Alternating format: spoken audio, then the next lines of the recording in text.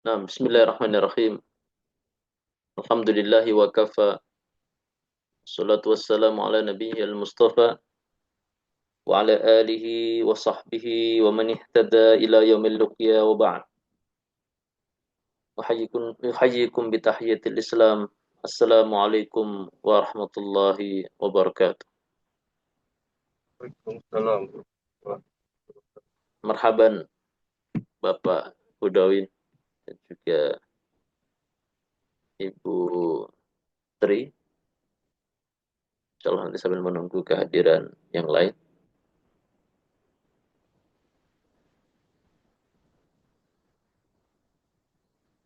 Nah, insyaallah في هذه الفرصة استمر درسنا الحديث الأربعين النووية وإن شاء الله تكلم قليلا عن الحديث التاسع عشر.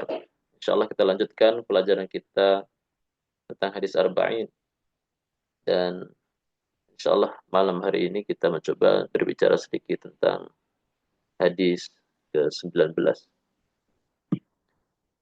Wa an Abil Abbas Abdullah ibni Abbasin radhiyallahu anhu qala kuntu khalfan nabiy sallallahu alaihi wasallam yauman faqala li ya gulam inni uallimuka kalimat yahfadillaha yahfadka yahfadillaha tajiduhu tujahak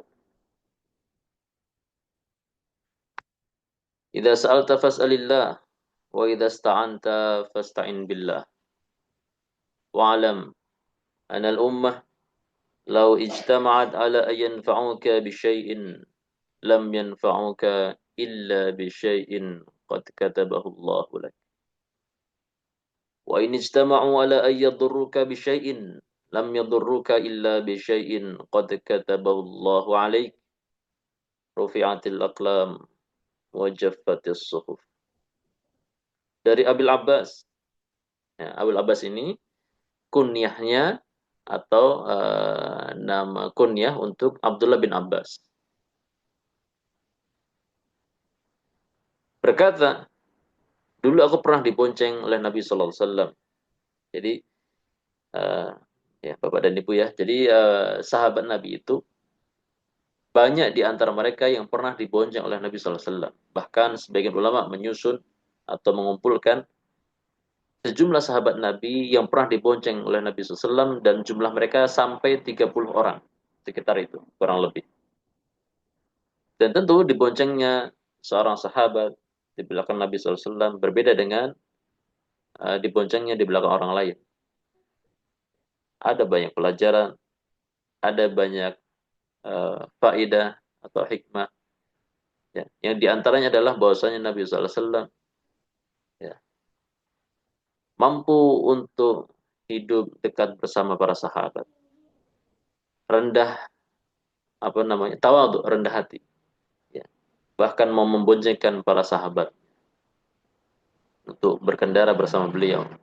Sambil di kesempatan tersebut beliau menyisipkan petuah-petuah atau wajangan-wajangan yang bisa diambil oleh mereka.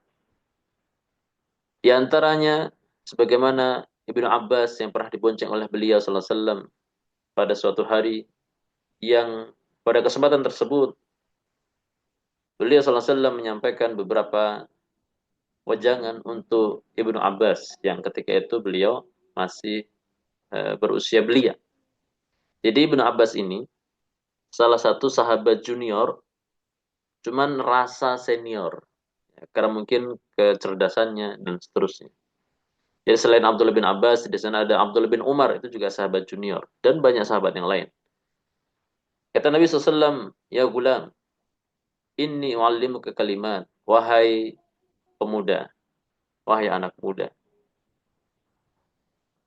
Atau wahai anak, ya.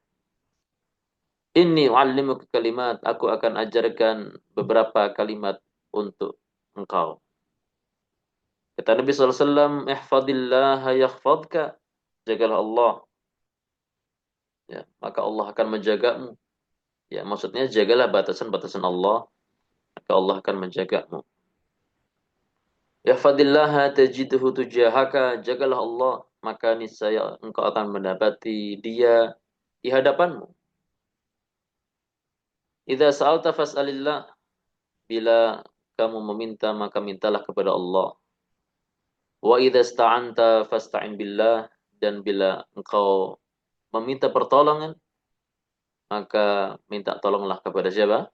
Allah Azza wa Jalla. Wa'lam annal ummah law ijtama'at ala ayanfa'uka bi syai'in, dan ketahuilah, yakinilah perkara ini. Andaikan seluruh manusia, suatu umat, law ijtama'at ala ayanfa'uka bi syai'in, seluruhnya bersepakat untuk memberikan manfaat kepadamu dengan sesuatu hal, lam yanfa'uka illa bi syai'in qad katabahu Allahu lak, maka niscaya mereka semua tidak bisa memberikan manfaat kepadamu yang mereka inginkan tersebut, ya, kecuali sesuatu tersebut sudah Allah tetapkan bagimu. Ya, jadi kalau semua manusia di muka bumi ini bersepakat untuk memberikan manfaat kepada kita, satu orang, kalau Allah tidak takdirkan, maka tidak akan sampai. Wa in istama'u ala ayyadurruka bi syai'in, dan andaikan mereka juga bersepakat untuk memberikan madarat, memberikan bahaya, memberikan sesuatu yang berbahaya bagi engkau, maka niscaya mereka tidak akan bisa, lam yadurruka illa bi syai'in, niscaya mereka tidak akan bisa membahayakanmu illa bi syai'in qad katabahu Allahu alaik, kecuali dengan sesuatu yang sudah Allah tetapkan menimpa atas dirimu. Rufiatil aqlam wa jaffatis suhuf, pena-pena telah diangkat, wa jaffatis suhuf, dan lembaran-lembaran telah kering.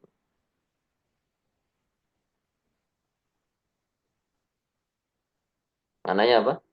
Takdir telah tertulis. Itu makna rufiatil aqlam wa jaffatis suhuf. Seluruh takdir makhluk, seluruh takdir alam semesta sudah tertulis. Bahkan sejak sebelum diciptakannya langit dan bumi, sejauh 50.000 tahun. Innallaha katama maqadira al-khalaiq qabla an yakhluqas samawati bi khamsina alfa sanah. Allah telah menuliskan takdir seluruh makhluk sebelum diciptakannya langit dan bumi sejauh 50.000 tahun silam. Jadi semuanya sudah tertulis. Itu makna rufiatil aqlam wa jaffatis suhuf. Jadi mau kita banting tulang, peras keringat, ya, jungkir balik, ya, dan seterusnya, kalau sesuatu tersebut yang kita perjuangkan tidak sampai kepada kita, nggak akan sampai. Ya. Bahkan kalaupun seluruh manusia berusaha sepakat, ini si fulan mau kita perjuangkan untuk suatu hal, untuk manfaat tertentu, manfaat A misalnya. Kalau Allah tidak takdirkan, nggak akan sampai. Demikian pula sebaliknya, kalau seluruh manusia bersepakat semuanya bersekongkol untuk mencelakai si fulan, kalau Allah tidak takdirkan kecelakaan tersebut menimpa fulan, nggak akan celaka dia. Dan sangat banyak kisah-kisah seperti ini yang menunjukkan bahwasanya semuanya sudah tertulis di Lauh Mahfuz. Rawahu Tirmidzi wa qala haditsun hasan. Fi riwayat ghairi Tirmidzi, dan di riwayat yang lain Nabi SAW katakan, "Ihfadillaha tajidhu amamaka." Jagalah Allah, maka engkau akan mendapati dia ada di hadapanmu. Ta'arraf ila Allah fir raha ya'rifka fi syiddah. Ya. Ta'arraf ila Allah fir raha. Ya.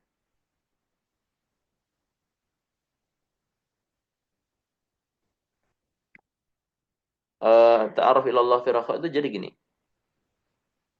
Engkau ketika dalam kondisi lapang, pamerkan seluruh ibadahmu kepada Allah. Ya. Kita kalau mau ria, ya, ini kalau kita mau pamer amal, kita pamerin aja amalan kita ke Allah. Ya Allah, lihat ya Allah. Lihatlah hamba ya Allah. Hamba sedang sholat, hamba sedang membaca Al-Quran, hamba sedang berzikir, hamba sedang puasa. Itu perlihatkan ke Allah. Jadi kalau kita mau ria kepada Allah. Lihatlah hamba ya Allah. Kenalkan diri kita kepada Allah dalam kondisi lapang. Maka balasannya apa? Ya, kita tahu bahwasanya al-jaza min jinsil amal. Balasan sesuai dengan jenis amal. Kalau kita mau mendekat kepada Allah dalam kondisi lapang, tidak lupa kepada Allah, maka ya'rifka fi syiddah. Niscaya Allah akan mengenalmu di kondisi sulit. Kita ingat kisah Dunun, yaitu Nabi Yunus alaihissalam, yang mana beliau pernah ditelan oleh ikan paus. Kemudian di dalam ikan paus tersebut, di gelapnya perut ikan paus, di dasar lautan yang sangat gelap di tengah malam, Nabi Yunus mengatakan, La ilaha illa anta, subhanaka inni kuntu minadh dhalimin. Nabi Yunus ingat kepada Allah. Dan Nabi Yunus akhirnya memohon ampun kepada Allah.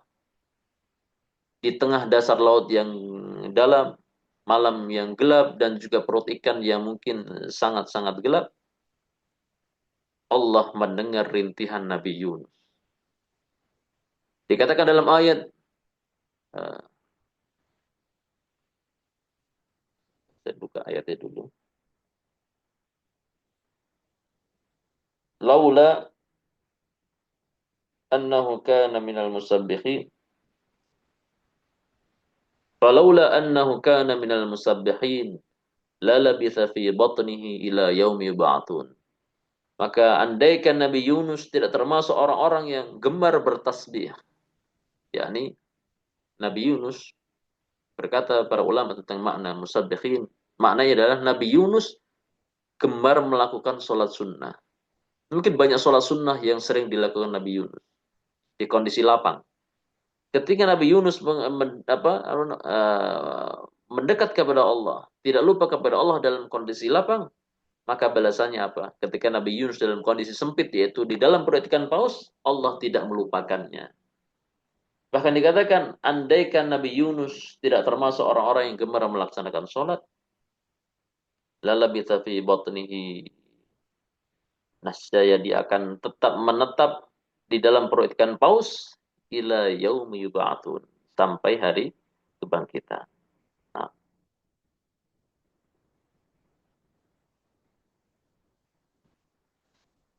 itu di antara potret kisah orang soleh, ya, bagaimana ketika dalam kondisi lapang mereka ingat Allah, dan ketika dalam kondisi sulit, niscaya Allah akan mengingatnya, Allah akan menolongnya, Allah tidak melupakannya. Artinya sebaliknya, kalau orang lupa kepada Allah dalam kondisi lapang, maka ketika dia jatuh dalam kondisi sulit, Allah akan melupakannya. Kemudian kata Nabi SAW, wa'alam annama akhta'aka lam yakun liyusibak. Apa saja yang luput darimu, ketahuilah bahwasanya apa yang luput darimu tidak akan menimpamu. Wa ma asabaka lam yakun liyukhti'ak, dan juga apa yang menimpamu tidak akan luput darimu. Wa'alam, dan ketahuilah, annan nasra ma'as sabr, bahwasanya pertolongan itu ada bersama dengan kesabaran. Ya, jadi kalau mau ditolong oleh Allah, maka seyogyanya seorang muslim bersabar. Memang sabar ini mudah diucapkan dan sulit diamalkan. Namun dikatakan as-sabru yu'inu ala kulli amal. Sabar ini bisa membantu untuk seluruh amalan. Ya. Maka Allah katakan wasta'inu bis sabri was shalah. Wa annal faraja ma'al karbi, dan juga jalan keluar itu bersamaan dengan adanya apa? Kesulitan. Wa anna ma'al usri yusra, dan bersama kesulitan ada yang namanya kemudahan. Nah, inilah teman-teman semua tentang hadis yang merupakan wasiat Nabi SAW, atau beberapa potong kalimat yang menjadi wejangan bagi Ibnu Abbas dan akhirnya sampai kepada kita. Bagian ini kita harus yakini bahwasanya apa yang luput dari seorang hamba tidak akan bisa menimpanya, dan apa yang menimpa seorang hamba tidak akan bisa luput darinya.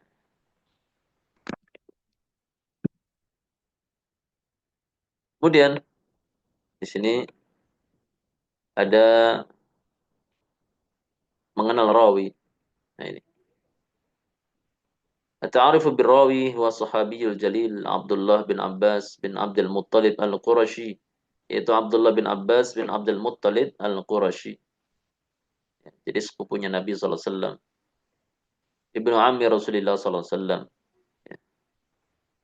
putra dari paman Nabi sallallahu alaihi wasallam yaitu Al-Abbas. Jadi Al-Abbas ini salah satu paman Nabi sallallahu alaihi wasallam yang masuk Islam, cuma belakangan masuk Islamnya.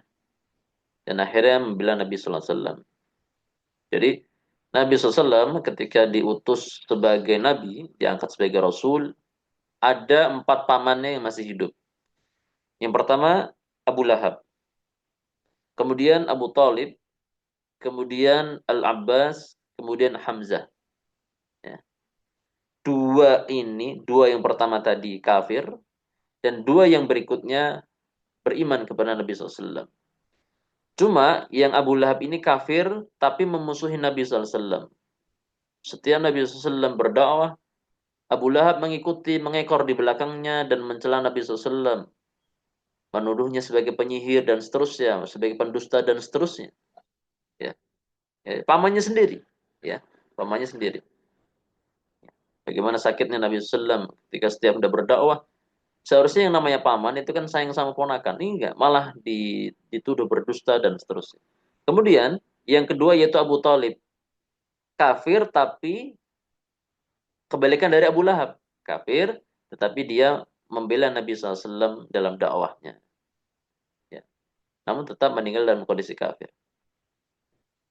Kemudian yang dua lagi yaitu Al-Abbas yang merupakan ayah daripada Abdullah. Ini yang masuk Islamnya mepet sama terjadinya Fathu Makkah. Jadi belakangan masuk Islamnya terakhir. Al-Abbas. Ya. Dan alhamdulillah beliau masih mendapatkan pahala keutamaan hijrah menuju Madinah. Artinya perjalanan masuk Islamnya Al-Abbas adalah menjelang Fathu Makkah, yaitu sebelum terjadinya pembebasan kota Makkah. Dan kalau sudah terjadi pembebasan kota Makkah, maka tidak ada lagi hijrah ke kota Madinah. Karena kota Makkah sudah menjadi negeri Islam. Ya. Alhamdulillah, Al-Abbas termasuk orang yang mendapatkan pahala tersebut, walaupun mepet-mepet dengan Fathu Makkah. Adapun yang Hamzah, paman Nabi SAW yang menyambut Islam, menyambut dakwah Nabi SAW dan masuk Islam, kemudian meninggal di perang Uhud kalau nggak salah. Nah,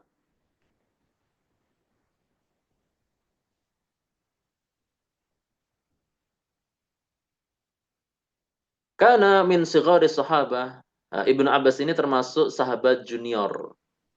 Da'alahu Rasulullah SAW ayyufaqihahu Allahu fid din. Nabi SAW berdoa baginya agar Allah memfakihkan untuk Ibnu Abbas agama. Wa yu'allimhu ta'wil. Dan juga agar Allah mengajarkan untuknya at-ta'wil, yaitu tafsir Al-Quran. Makanya, banyak ayat-ayat yang Ibnu Abbas ketahui maknanya, ketika itu banyak yang sahabat yang lain tidak tahu artinya. Ya. Jadi, imam dalam tafsir adalah uh, tentu setelah Nabi SAW, yaitu Ibnu Abbas. Fastajaballahu da'wata rasulihi. Kemudian maka Allah pun menjawab doa Rasulnya. Fakana habru hadhil ummah. Maka beliau adalah, Ibnu Abbas ini adalah lautan ilmu bagi umat ini. Afan, habr itu tinta, ya, afan, tinta. Tinta bagi umat. Dia gelarnya ada habr dan bahr. Juga lautan. Wa faqihuha, ulamanya umat ini. Wa imamuha fit tafsir, dan pemimpin untuk umat Nabi SAW dalam masalah tafsir Al-Quran. Wa kana umruhu indama tufiya Nabi SAW thalatha asyrata sanah. Dan usianya ketika Nabi SAW meninggal, yaitu berapa? 13 tahun. Sangat-sangat belia, artinya masih usia, kalau bahasa kita, usia remaja ya. Atau istilah yang lain mungkin yang lebih tepat, musyaharah atau yang lain. Nah. Tufiya radhiyallahu anhu sanah Thamaniyah wa sittina minal hijrah. Beliau meninggal di tahun 68 Hijriah. Nah, itu perkenalan singkat tentang rawi. Kemudian,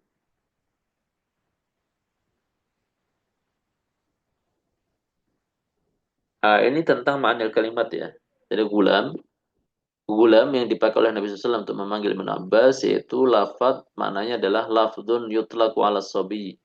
Lafadz yang diperuntukkan untuk anak kecil mundu ayyuftom ilatis asinin. Sejak disapih dari susuan sampai usia 9 tahun. Ya, itu makna gulam. Jadi kalau disapih itu berarti usia 3 tahun ya. Atau 2 tahun, apa? 2 tahun sampai usia 9 tahun namanya gulam.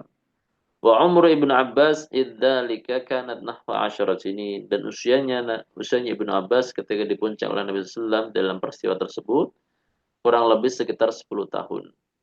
Nah, kemudian ma'ani ihfadillah yaitu mulazamatihi bimulazamatihi taqwahu dengan senantiasa melazimi takwa, senantiasa bertakwa kepada Allah, wajtinabi nawahihi dan juga menjauhi larangan-larangannya. Ya.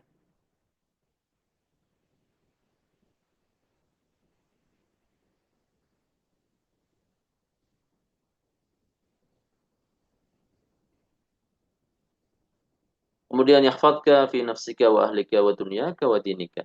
Semoga Allah menjagamu, yaitu menjaga dirimu, menjaga keluargamu, menjaga duniamu, dan juga menjaga agama.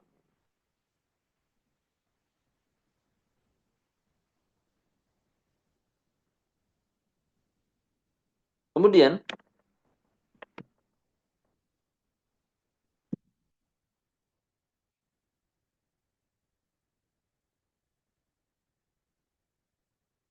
fawaidul hadis yang bagi lil muallim syiddatu intibahil muta'allim wa tahi wa tabi.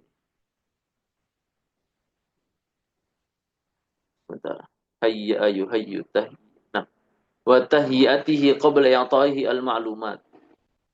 Seyogyanya bagi seorang guru untuk dia memberikan perhatian atau mencari perhatian dari murid sebelum dia menyampaikan maklumat.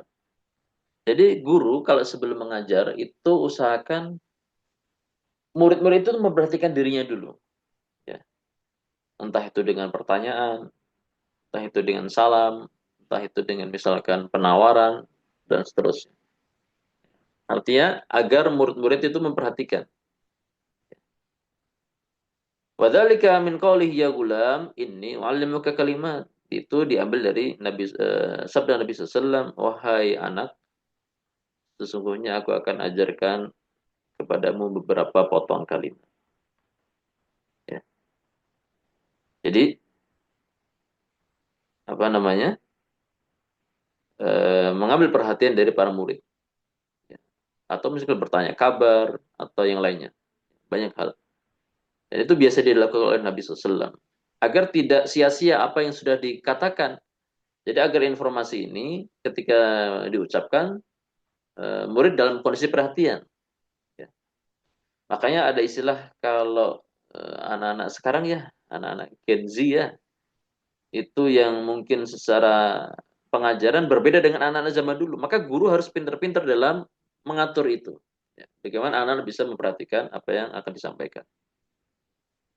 Entah itu dengan apa istilahnya sekarang itu, ice breaking atau apalah, anak kurang paham. Ya, jadi bagaimana murid bisa memiliki fokus perhatian kepada guru.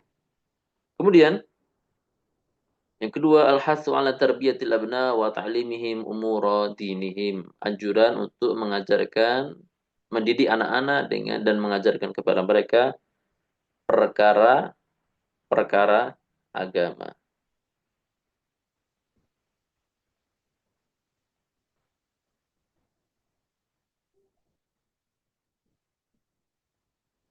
Kemudian yang berikutnya, alal muslim idza sa'ala ya'ni da'a ay yad'u Allah wahdahu fa inna du'a ghairillahi syirkun akbar mukhrijun minal millah. Wajib seorang muslim apabila dia meminta, yakni berdoa, meminta, maka mintanya kepada siapa? Kepada Allah saja. Fa inna du'a ghairillah, karena berdoa kepada selain Allah adalah syirkun akbar, merupakan syirik besar yang mukhrijun minal millah, mengeluarkan dari agama, mengeluarkan dari Islam. Kemudian yang keempat, alal muslim idza ista'ana yasta'inna billahi wahdah. Wajib seorang muslim bila minta pertolongan, minta kepada Allah saja. Ini juga fa innal isti'ana bi ghairillah, karena meminta pertolongan kepada selain Allah, fima la yaqdiru alaihi, dalam perkara yang tidak ada yang mampu kecuali Allah, illallah, syirkun akbar, itu juga praktek syirik akbar, mukhrijun minal billah, mengeluarkan dari Islam. Ya. Jadi berdoa, minta pertolongan, minta kepada Allah Azza wa Jalla. Ya, bahkan minta tolong pun minta kepada Allah. Ini kepada perkara yang memang tidak ada yang mampu kecuali Allah. Tapi kalau misalkan ada seorang sedang dikejar oleh penjahat misalkan, dikejar oleh para perampok, kemudian dia lari, kemudian masuk ke kantor polisi, minta tolong kepada Pak Polisi untuk melindungi, maka ini tidak mengapa, tidak dikatakan syirik. Karena memang aparat kepolisian di antara wewenangnya adalah apa? Melindungi masyarakat dari tindak kejahatan orang lain. Kemudian yang kelima, sarfu ayyi naw'in minal ibadat li ghairillahi syirkun akbar mukhrijun minal billah. Memalingkan jenis apapun dari ibadah-ibadah li ghairillah, kepada selain Allah, merupakan syirik akbar yang mengeluarkan dari Islam. Wadzalika mithlu sarfi du'a li ghairillah. Contohnya memalingkan doa kepada selain Allah. Wal isti'anah, minta pertolongan. Wal istighatsah, meminta pertolongan dalam kondisi genting, yaitu istighatsah. Wal isti'adah, meminta perlindungan. Wal dzabah, dan juga menyembelih. Wal nazar, bernazar. Wal khauf, takut. Wal roja, berharap. Wal tawakkul, bertawakal.